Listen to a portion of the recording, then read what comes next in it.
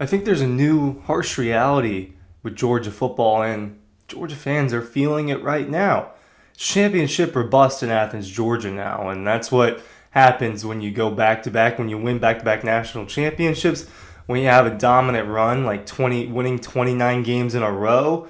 You had three consecutive undefeated regular seasons where you go 12-0, make three straight SEC championships, fall just short of making a third straight playoff and being able to compete for a third straight national championship.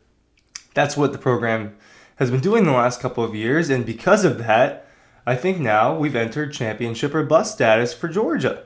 And is that a little too harsh? No, but at the end of the day, and I think this is this is just what it is.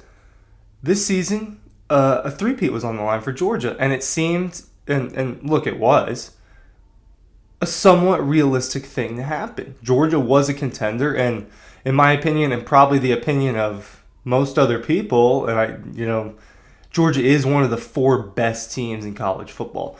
Maybe Georgia wasn't one of the most deserving four, and if that's the criteria the committee used, that's what they used. But I think it'd be hard to watch everything this year in college football, and I try to watch as many games as possible. But it's really hard for me to watch all those games, know all the results, know all the head-to-heads and everything like that, and still say that Georgia's not one of the four best teams in college football. And, Vegas would tell you that too, and there are a bunch of metrics that would argue that as well. But that's not what happened, and Georgia's not in the playoff. And because of that, now, this 2023 season, at the end of the day, will always have a little bit of a stigma. It'll always have an asterisk next to it when people go back and look, and it'll be a little disappointing. It'll be disappointing because for a couple of reasons, but first and foremost because the chance to win the national championship for the third straight year, make history, and just keep the ball rolling, that died when the playoff committee put Georgia at 6 behind Florida State, dropping them after losing to Alabama by 3. So now I think when people, and I could be totally wrong. I could be totally wrong about this, and maybe everyone is a little bit more level-headed than I'm suggesting. But I do think that at the end of the day, one of the feelings or thoughts that people will have when they think about the 2023 season will be disappointment. And I think it's the same for maybe a couple of these seasons before the championship run that Georgia has been on. And now we're taking a step forward through a new door in 2024 for what the new college football is. Because the last few years have been a transitional period in this sport, and it's different heading forward. And I think it's going to be harder. Ryan Kelly from Dawg Post here, talking about the harsh reality of Georgia football, or if that really does exist, and we're just chatting about it. Because when you go back and you look through Kirby's history, it was really good. You just knew it was going to be good. First of all, it wasn't a crazy assumption to say that Kirby Smart is going to be really good at Georgia and that he was going to help bring a lot of success to the Georgia Bulldogs. That wasn't some outlandish guess to make. But you saw in year 2, okay, immediately, it's in the first 2 years, Georgia can win national championships like this. Like that's a super realistic thing. Georgia should have won the national championship in Kirby's second year. Right? That's kind of saying shoulda in a football game is not always, maybe that's a little bit of a cop-out in evaluation, but when you're beating the team by 10 or so points in the second half and it looks like you're probably the better team, then you probably should win the national championship. And that's what happened. And what do Georgia fans think of the 2017 season? They think of the Rose Bowl and how special that was. They think of that 2017 SEC championship. Those are obviously some epic games. Georgia had a really big year. I think people think about the fact that Nick Chubb and Sony Michel, and they think about Roquan Smith. It was a very special year, and it's a little bit different than 2023 in that Georgia actually did make the playoffs, so it's a little bit more memorable, a little bit more special, especially when you bring home a Rose Bowl and have a national championship appearance. But at the end of the day, the final feeling about the 2017 season for Georgia was disappointment and heartbreak. And that's going to come if you lose a huge game, regardless of the circumstances. And when you lose in that fashion, on that 2nd and 26 play between Tua and Devontae Smith, and that's the dagger that ends your season, ends your championship hopes that close. Yes, it's going to be looked back on as disappointing. 2018, following season, Georgia definitely a contending team. This was probably one of the handful of best teams in college football. You can make the case there's 4. Lose to Alabama in the SEC championship. Same thing happens. This time Georgia only slips down to 5. Weaker pool in 2018, considerably speaking, and as compared to 2023's pool for the college football playoff.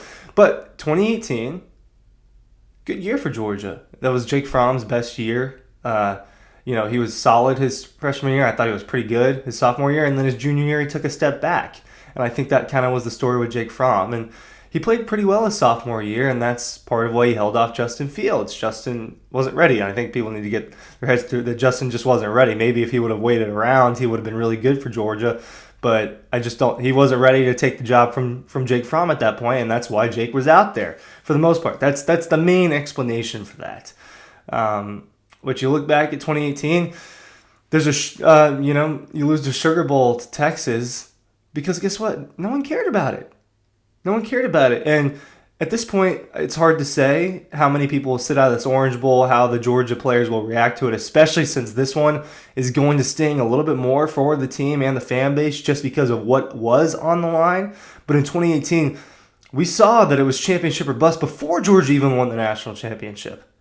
When they lost to Texas in the Sugar Bowl, and a lot of players weren't there, and I'm not sitting here and saying Georgia didn't take that day seriously, but is it really unfair to say that they didn't take it as seriously as they took the rest of the season? When, in terms of just people sitting out, obviously different game plan, just a tough game for Georgia. Not taking it seriously is really not the right way to put that.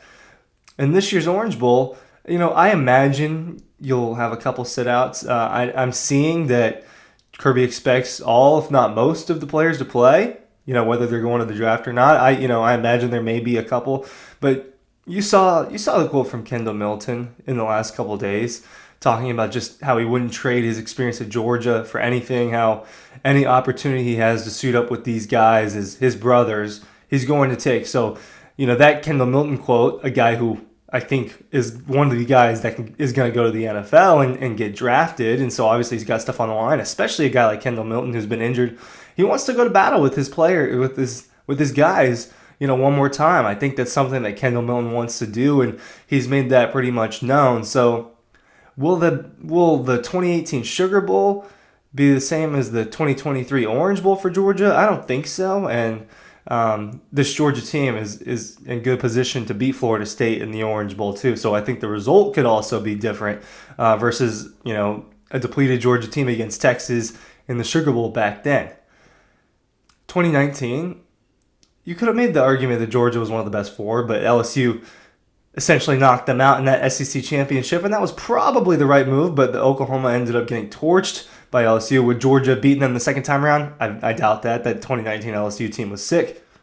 But you look at that year, and people will look at that as a little bit disappointing. 2020, it's hard to look back at 2020 and have too many real feelings. I think that was a very, very bizarre year for everyone and a bizarre year in college football, and I think the right team won that season, so it's hard to make that argument. But now we get into a situation where Georgia just rattled off national championships and wins, rattled off an SEC championship. Kirby's got 2.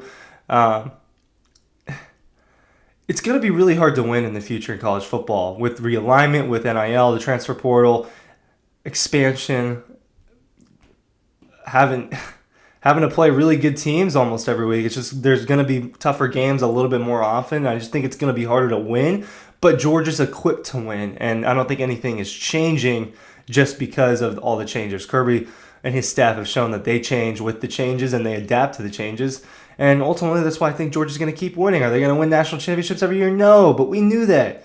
We didn't want to get too delusional. We know that a team can't win the national championship every year. And at the end of the day, I think that everyone knew that a three-peat was somewhat unrealistic. It's a very hard thing to do, winning that many games in a row. Deep down, I think people know that was at least a little bit unrealistic. And while maybe it's a little unfair to say that just because of how good the team was, it's not what happened. And I think, 2023, people aren't going to remember the Ball State game. People aren't going to remember the Georgia Tech game that much.